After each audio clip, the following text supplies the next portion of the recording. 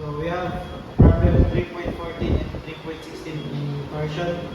So for our solution in 3.14, we have a formula of y equals to t over j, or 2 times t over pi c cube.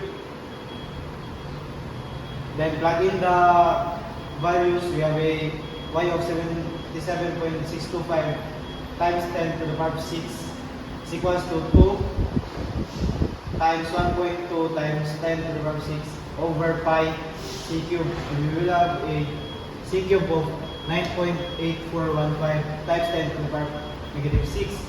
And we will square root of 3, and so we will have a meter. And the result will be 42.8 times 10 to the power of negative 3 meter.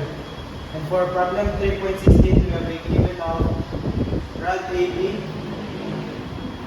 T is 110 kip inches, and rod BC, which is 10 kip inches, and its Y max 15 KSI and T max is 8 KSI.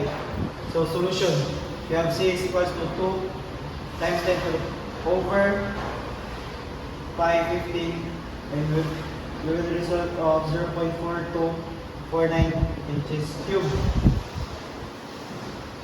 Then multiply it by 0.7515 times 2, and we will have a 1.803 inches.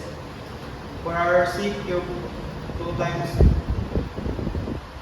10 over pi times 8, and we will have a 0.79577 inches.